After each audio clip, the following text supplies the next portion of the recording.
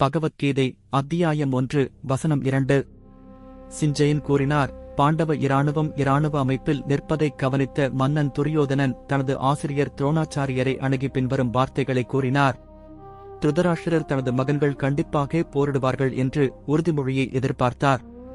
உறுதியாக போர் நடப்பதை விரும்பிய திருதராஷ்டிரரின் கவலையை சிஞ்சயன் புரிந்து கொண்டார். திருதராஷ்டிரரின் கவலையை தீர்ப்பதற்கான முயற்சியில் சிஞ்சயன் பாண்டவர் இராணுவம் போருக்கு தயாரான ஒரு இராணுவ அமைப்பில் இருக்கிறது என்று திருதராஷ்டிரருக்கு தெரிவித்தார். தொடர்ந்து திருதராஷ்டிரரின் மகன் துரியோதனன் போர்க்களத்தில் என்ன செய்து கொண்டிருக்கிறான் என்பதை கூறினார். திருதராஷ்டிரரின் மூத்த மகன் துரியோதனன் மிகவும் தீய மற்றும் கொடூர இயல்புடையவன்.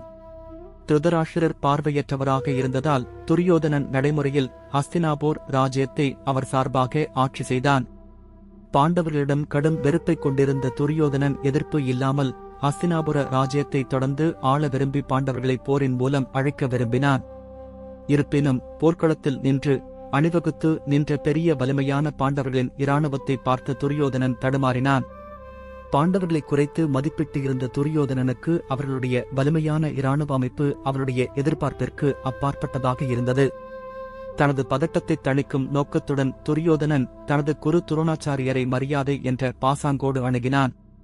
குருவை இவ்வாறு அணுகிய அவனது நடவடிக்கை பாண்டவ இராணுவத்தின் மகத்தான இராணுவ அணிவகுப்பின் காரணமாக அவனது மனதில் இந்த போரின் விளைவு குறித்து இருந்த பயத்தை வெளிப்படுத்துகிறது. அடுத்த 9 வசனங்கள் துரியோதனனால் பேசப்படுகின்றன.